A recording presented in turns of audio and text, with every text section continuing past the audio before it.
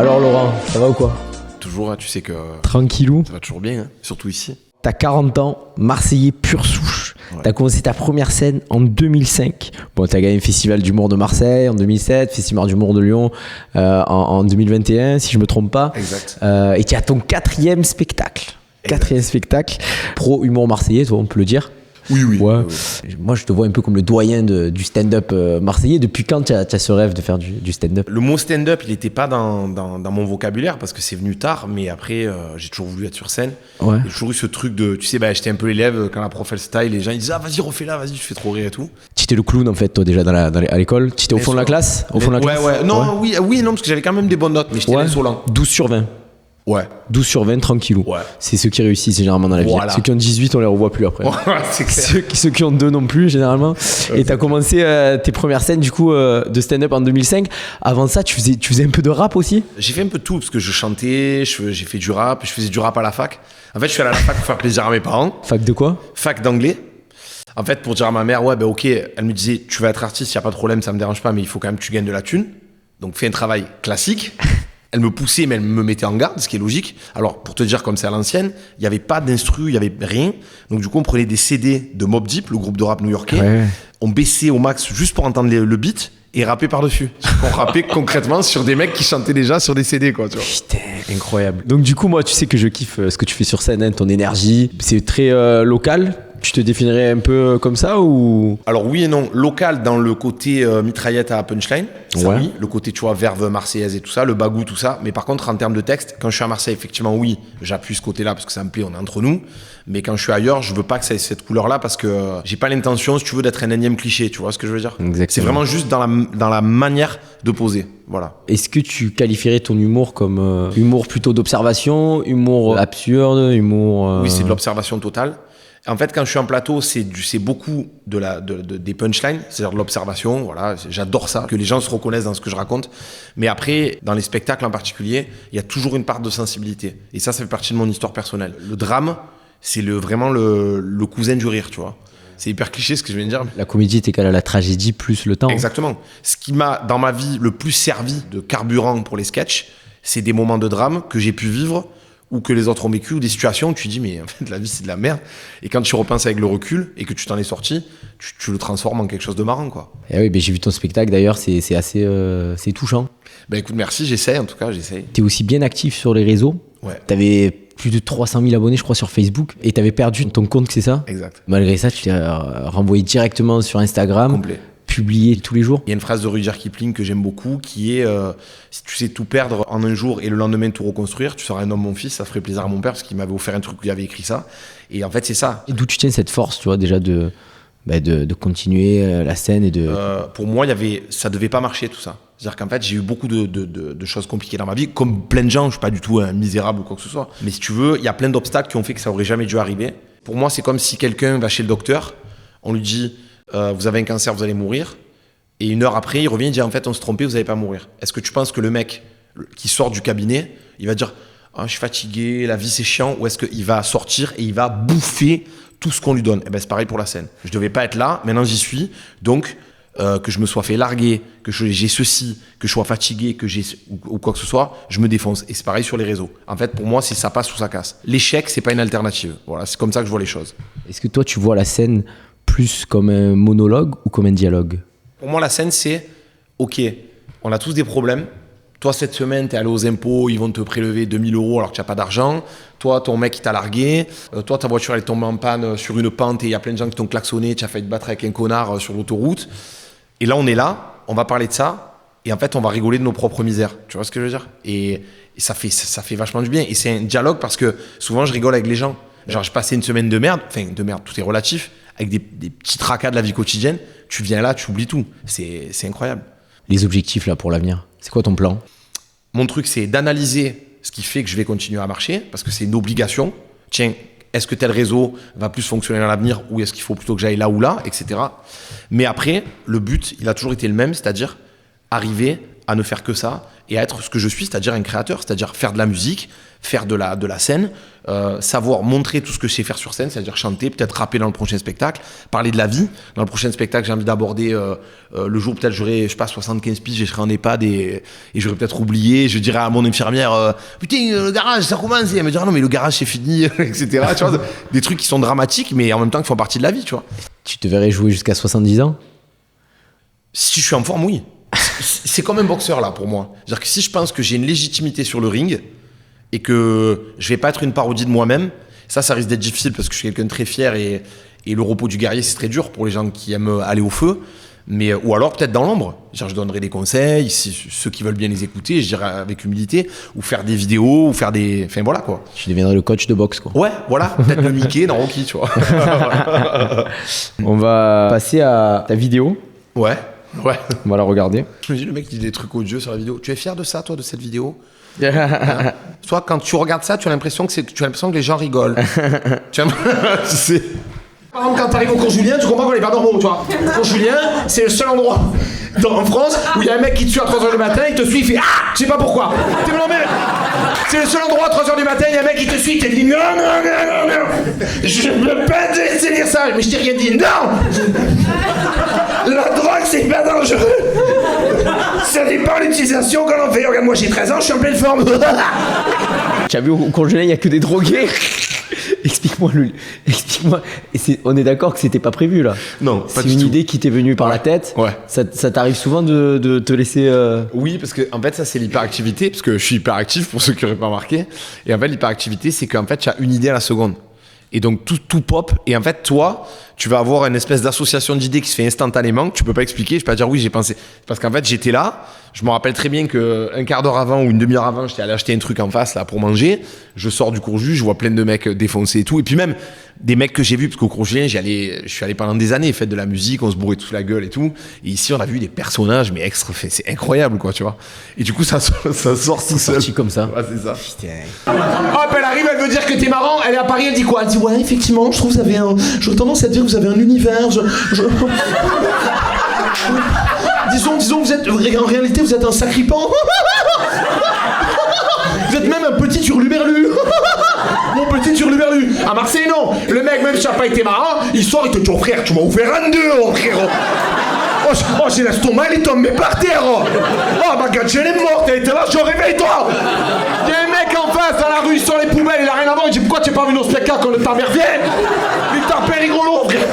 La comparaison Paris-Marseille, tu l'as déjà tenté à Paris celui-là? Oui, bien sûr. Oui, mais en fait, si tu veux, à chaque fois, ce que je fais, quand des fois j'ai un petit truc comme ça, je fais en sorte que les gens soient inclus dans ce que je raconte. Là, c'est facile parce que là, tu sais que tu dis le cours Julien, il rigole. Oui. Mais si je suis à Paris, je vais dire à la gare du Nord. Tu adaptes. Exactement. En fait, le truc, là, c'est pas qu'il y a des vannes incroyables, parce que concrètement, c'est pas des vannes de ouf. C'est juste que les gens rigolent parce que ce que je leur dis, ils l'ont déjà vu. Donc, en fait, tu vois, on partage les mêmes yeux. Tu vois, ce mec-là qui se gratte partout, qui dit la drogue. Mais tout le monde l'a vu, ce mec, tu vois. Oui. Tout le monde voilà. l'a, en fait. Voilà, exactement. Ouais. Et surtout, Marseille, c'est une ville du culot. C'est-à-dire que, par exemple, mais ça, c'est véridique. J'ai un pote qui est venu au garage voir le spectacle, s'est régalé. Enfin, les spectacles qu'il y avait ici, s'est régalé.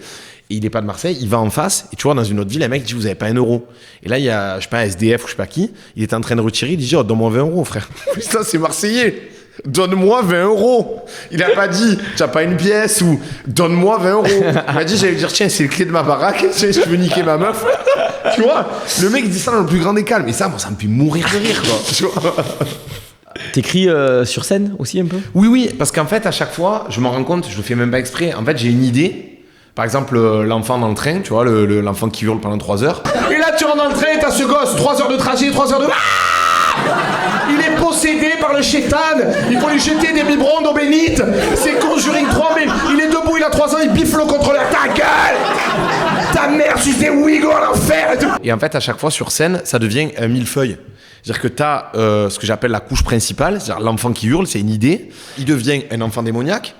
Il devient Conjuring 3 des bébés. Tu vois ce que je dis là? Ouais, alors que ça n'était pas au début. Oui. Il devient, j'ai envie de lui jeter un biberon d'eau bénite. Et en fait, si tu leur fais accepter une marche, tu peux leur faire accepter une de plus en fait. Jusqu'à... et quand je fais l'analogie avec la boxe, en fait, c'est vraiment, je visualise. C'est-à-dire que j'ai mis une petite patate, un petit jab. Tu vois, ça ouvre un peu. Et après, bam, bam, bam, j'enchaîne.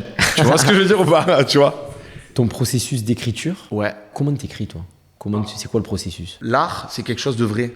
Donc en fait, c'est comme écrire une chanson. Tu prends certaines chansons des années 80, le mec chante un truc, une rupture, on dirait pas qu'il chante une rupture. On dirait que le mec, il vient de se faire larguer, il est chez lui, il a pris de l'exomil, il a 2 doigts de se jeter par la fenêtre de ses pluches à l'économe, il prend un micro et il chante un truc, il s'ouvre en deux, tu vois. Et pour moi, l'écriture, c'est ça. Je vis, je vais me balader, nanana, machin et tout. J'enregistre mentalement ce qui se passe, ou alors des fois, je l'enregistre sur mon portable, parce qu'il faut avoir des fois la tonalité de ce que tu dis, de ce que tu veux écrire. Très musical. Et après, voilà, c'est des trucs au quotidien. Je pense pas que tu puisses t'asseoir et te dire, ok, je vais écrire des trucs rigolos. Tu vois, je vois pas les choses comme ça, tu vois. Tu penses pas que ça peut avoir ses limites Oui, non, mais ce que je voulais dire, c'était pas que tu vas pas t'asseoir et l'écrire. Ça, oui, je le fais aussi. Mais ce que je veux dire, c'est que le matériau qui te sert à construire ton mur, donc ce fameux mur que tu vas mettre quand tu es assis sur ta feuille ou sur ton ordinateur ou sur ton téléphone, ce matériau-là, tu le prends dans ton sac en vivant. Tu récupères des tonnes de trucs et après tu vas te poser et tu prends toutes les pièces de ton puzzle et tu le mets en place. Ça, c'est une chose. Il y a aussi des techniques purement rhétoriques. Par exemple, je sais qu'il y a des mots qui sont marrants. Je te donne un exemple très concret. Un mec dans le train enlève ses chaussures, il pue le fromage des pieds. C'est pas très marrant. Étonnamment, il pue le Babybel des pieds. Les gens se roulent par terre. Parce que Babybel, je sais pas pourquoi, ce mot, il est ridicule et il est marrant. Ça sonne Babybel. Tu vois ce que je veux dire? Ouais. Il pue le Babybel des pieds, ça sonne mieux. Fromage, ça ripe. Tu vois, il pue le fromage, ça ripe. Et puis ça a déjà été entendu. Tu t'es pas retrouvé un peu dans des conditions spéciales? Puisque je suppose qu'il y a 18 ans, c'était pas la même ambiance que maintenant, non? C'est-à-dire que, en fait, tu peux même pas imaginer à quel point il a fallu développer des trésors de détermination pour se dire... parce qu'il y a des moments où, en fait, c'était tellement dur. Je jouais dans des PMU avec des mecs pochetronnés en train de dire « Ta gueule, c'est de la merde !» etc. Dans des restos, t'es en train de jouer, il y a le mec qui dit « Un sanglier pour la 8, vas-y, continue là, ton truc, c'est rigolo. » Ce genre de truc. J'ai joué dans des fêtes foraines avec des mecs derrière qui font « C'est parti, on y va !» Et vas-y, fais ton sketch, il est rigolo. Et à part ton gang, c'est-à-dire ton noyau dur, mais personne croit en toi, tout le monde se fout de ta gueule. J'allais voir des patrons de théâtre locaux. Le mec, tu donnes ton dossier, t'arrives. Il faut remettre dans le contexte. À l'époque, je suis vraiment squelettique. Ça fume un peu, tu vois. Faut être honnête. J'ai des cernes jusque-là. On dirait un vendeur de shit de la Castellane. Je comprends rien à la vie. J'ai pas de meuf, j'ai pas d'argent, j'ai pas de voiture. Et donc, j'arrive devant le mec et je lui donne un dossier. Et donc, le mec est en face de moi. Je lui donne, je dis ouais, je fais un peu des sketchs et tout. Tu sais, j'étais pas du tout affirmé. Je fais un peu des sketchs, je lui donne le dossier. Il me regarde même pas, il fait ouais, vas-y, c'est bien. Je regarde dans la semaine. Jérôme, tu m'amènes, s'il te plaît bah, vas-y, je t'appelle. Et tu rentres chez toi, tu es comme ça. Tu vois. Et tu m'avais dit même que tu avais payé aussi pour jouer des fois. J'ai payé pour jouer dans un salon de thé sur le Vieux-Port. On est en 2003. À cette époque-là, il y a Spider-Man qui sort. Dans Spider-Man, il y a ce côté où, tu vois, au début, c'est un geek et il a pas de meuf, il est amoureux d'une meuf. Enfin, tu vois, disons qu'il est en bas, quoi. Et il a un petit pouvoir et il se dit, il faut que je me batte pour le faire évoluer, pour m'en servir pour moi-même, mais aussi surtout pour les autres. Donc j'avais ce mental-là. Ce soir-là, je m'en rappelle parce que je l'avais vu, il était repassé à la télé. Et ça me servait un peu d'un genre d'artefact de courage, tu vois. Où en fait, tu vas aller dans un endroit, tu sais que les gens, ils vont t'humilier, ils vont en avoir rien à foutre de ta gueule. Ils vont limite de dire que tu fais de la merde et que t'es nul et que tu n'y arriveras jamais. Mais il faudra quand même que tu montes sur scène et que tu le fasses. Donc j'y vais, je paye 10 balles pour jouer. C'était que des vieux. Il y a 3 potes à moi. Je fais mon sketch et les gens ils font. Et il y a des vieux au fond, ils font mais qu'est-ce que c'est que cette merde? Mais non, mais oh, mais ça va pas, il va nous foutre la paix, le petit connard là. Et je rentre chez moi à pied du centre-ville jusque dans les quartiers nord. Et ma mère me dit alors Laurent, ça va, c'est bien passé. Je dis maman, ça a cartonné quoi. Alors je peux te dire. Et je vais dans la chambre où je suis comme ça, putain. Et je me mets le DVD de Spider-Man parce que ça me redonnait. Je me disais allez, tu vas y arriver. Tu vois, il faut que voilà. Mais c'était hardcore. Donc quand tu viens, tu joues là. Mais là, mes frères, je suis sur le toit du monde là. Tu viens, les gens viennent, ils payent pour nous voir et machin. Mais c'était inespéré. C'est pour ça que des fois, quand je vois des gens, on va les payer 100 balles pour jouer 10 minutes, on te dit oh non, mais soir, je suis fatigué. Tu es fatigué, mais tu as pété les plombs. Il y a des gens, ils font des ronds-points pour gagner 100 balles pendant une semaine en plein cagnard avec un marteau-piqueur. Et toi, tu gagnes 100 balles pour faire rigoler, tu es fatigué. Ah, mais comme elle disait ma grand-mère, tu prends une pelle, tu vas à Saint-Pierre, tu t'enterres directement. Comme ça, tu vas être fatigué pour de bon. Non, mais tu vois. T'as 40 ans. Ouais. Ok. Oui, bien sûr. Un physique de 20 ans. Non, n'exagère pas. Et quand on te voit sur scène, quand t'entends parler, eh ben, on croirait que tu as 12 ans, du coup. Mais c'est parce qu'en fait, ma mère... Est-ce que la scène, ça te rajeunit, toi?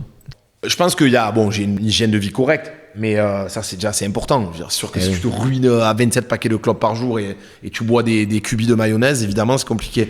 Mais quand tu es artiste, il n'y a pas ce moment où tu te dis dans ta tête, attends, j'ai 45 ans, je peux plus aller voir Mario Bros au cinéma, ou je peux plus avoir un poster de, je sais pas moi, de Batman, ou je sais pas. Tu te dis pas ça. Il est évident que l'épanouissement personnel te rajeunit.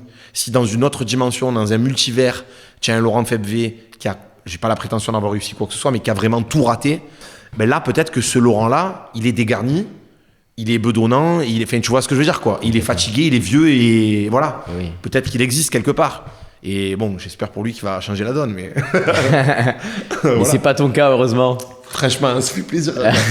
Trop d'émotions. Ouais, ben écoute, merci Laurent. Ben merci à toi, et merci pour à toute l'équipe du garage, à toi en particulier, pour cette confiance renouvelée. Et voilà, vous êtes des mecs incroyables. Tu le sang de la veine. Bien sûr, on me fait pleurer la maman, frère.